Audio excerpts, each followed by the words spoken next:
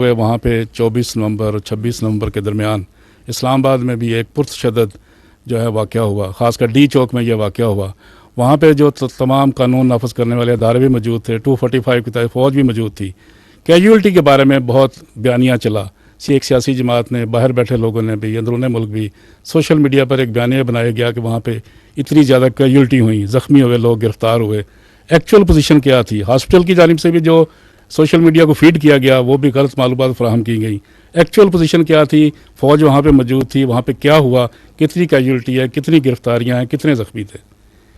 دیکھیں، یہ جو مخصوص سیاسی جماعت کی طرف سے کی گئی یہ جو نومبر سازش ہے، اس کے پیچھے جو سوچ ہے وہ سیاسی دہشت گردی کی ہے. اور یہ اس کی تفصیلات واقعے میں جانے سے پہلے میں آپ کو یہ یاد کرانا چاہوں گا کہ یہ جو منفی اور تشدد کی سیاست کا سلسلہ ہے، یہ آپ یاد کریں تو یہ 2014 میں جب پارلیمنٹ پہ اور سرکاری اداروں پہ املاک پہ حملہ ہوا، اس وقت بھی آپ نے دیکھا. آپ نے مئی 2022 میں بھی دیکھا، نومبر 2022 میں بھی دیکھا. آپ نے سانحہ 9 مئی 2023 میں بھی دیکھا، اور اسی کا تسلسل ابھی آپ نے نومبر 2024 میں دیکھا کہ use of force for political coercion. گو کہ الحمدللہ عوام کے شعور کی وجہ سے یہ تمام کوششیں ناکام ہوئی، اور انشاءاللہ آئندہ بھی ناکام ہوں گی. تاہم ان کی وجہ سے پاکستان کے عوام کی جو ترقی اور خوشحالی اور جو سیکیورٹی کے اندر امن کا سفر ہے، اس میں یقیناً رکھنا پڑتا ہے. اور جو اصل عوامی مسائل ہیں ان سے توجہ ہٹتی ہے، اور اس کی اپرچونٹی کاسٹ آپ اور ہم سب دیتے ہیں. اس واقعے کے بارے میں 1 دسمبر کو 2024 کو وزارت داخلہ نے مفصل اعلامیہ جاری کیا تھا، جس میں انہوں نے یہ بتایا تھا کہ جو پاکستان کی فوج ہے وہ اس پورے واقعے میں اس پرتشدد ہجوم کے ساتھ بالکل ڈائریکٹ کانٹیکٹ میں نہیں آئی، اور نہ ہی اس کو اس پرتشدد ہجوم یا رائٹ کنٹرول کے لیے تعینات کیا گیا تھا. فوج کی تعیناتی صرف ریڈ زون تک محدود تھی، اور خصوصاً جب وہاں پہ دوست ممالک کے اہم وفود بھی موجود تھے. وزارت داخلہ نے اپنے اعلامیے میں یہ بھی واضح کیا کہ جو سیاسی قیادت تھی اس انتشاری ہجوم کے، اس کے مسلح گارڈز اور ان احتجاجیوں میں جو کچھ لوگ جو آتشی اسلحے کے ساتھ تھے، انہوں نے یقیناً فائرنگ کی. اور آپ نے، ہم نے، سب نے میڈیا پر، سوشل میڈیا پہ وہ آتشی اسلحے دیکھا بھی، اور بھی بہت طرح کے ہتھیار دیکھے جو ان کے ساتھ، جن سے وہ مسلح تھے. اور یہ بات بھی واضح کی وزارت داخلہ نے کہ جو سیکیورٹی نافذ کرنے والے ادارے جو وہاں پہ تعینات تھے، ان کو آتشی اسلحہ دیا ہی نہیں گیا تھا. اور جب وہ سیاسی قیادت وہاں سے بھاگی، مفرور ہوئی، تو آپ نے دیکھا کہ ایک پہلے سے تیار شدہ سوشل میڈیا کانٹینٹ اور فیک کانٹینٹ کو بڑی سپیڈ کے ساتھ ڈالا گیا، جس کا مقصد یہ تھا کہ بے بنیاد الزامات لگائے جائیں، تاکہ یہ جو بے معنی ہنگامہ رہی ہے اور یہ سیاسی جگہ صحیح ہے، اس سے ایک تو توجہ اٹھائی جائے، اور جو پہلے سے جاری شدہ سیاسی انتشار اور معاشرے میں خلقشار ہے اس کو مزید بڑھایا جائے.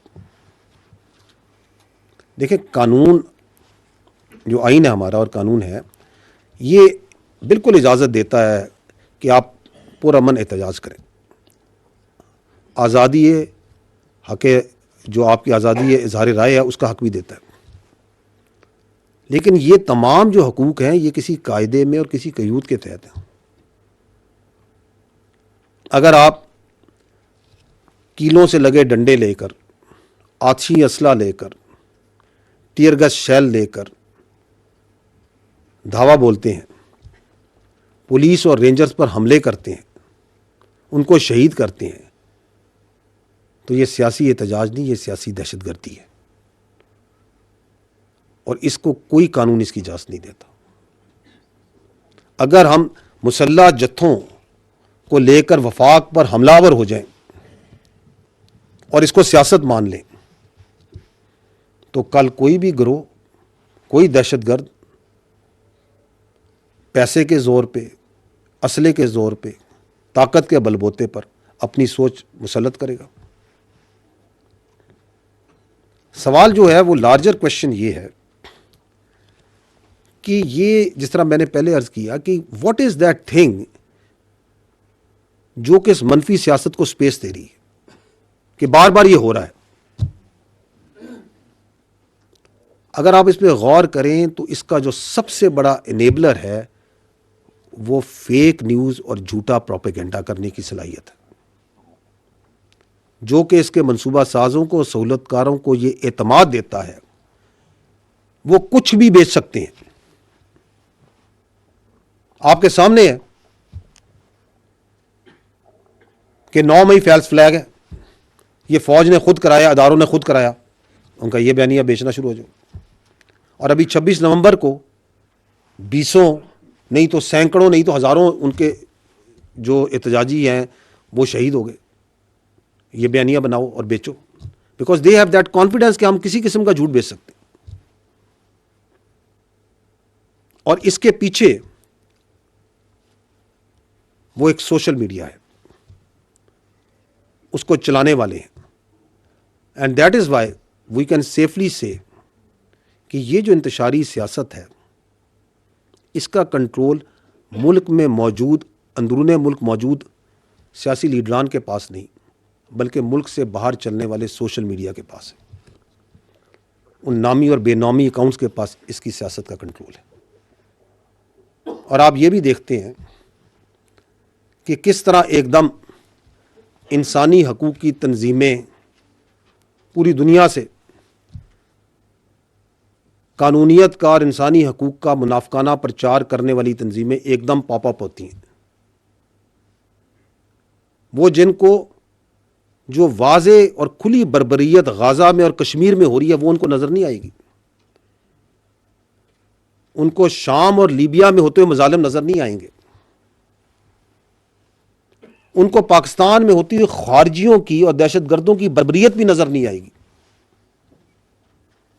لیکن فیک کانٹینٹ، فیک ویڈیوز اور اندیکھی لاشوں پہ آپ دیکھیں گے کہ ان کے جذبات بے قابو ہو جائیں گے. یہ جو تنظیمیں ہیں، یہ جو باہر بیٹھ کے یہ جو ہیومن رائٹس کے اوپر واویلا مچا رہے ہیں، میں ان سے درخواست کرتا ہوں کہ آپ اسی طرح کی، اور یہ سوشل میڈیا جو باہر بیٹھ کے اس انتشاری ٹولے کا چلا رہا ہے، انہیں میں درخواست کرتا ہوں کہ آپ اسی طرح کی سوشل میڈیا کمپین غزہ اور کشمیر پہ چلائیں. وہاں پہ آپ کو فیک ویڈیوز اور ڈی فیک ٹیکنالوجی کا استعمال نہیں کرنا پڑے گا. آپ کو حقیقتاً وہ مظالم وہاں پہ ہیں، وہ نظر آ رہے ہیں کہ آپ ان کے حق میں اور اس سچائی کو دکھانے کے لیے سوشل میڈیا کمپین چلائیں. لیکن یہ جو سچائی کے سوداگر ہیں یہ ہرگز ایسا نہیں کریں گے، کبھی بھی نہیں کریں گے، اور نہ ان کو اجازت ہے ایسا کرنے کی. تو یہ ہے حقیقت اس واقعے کی.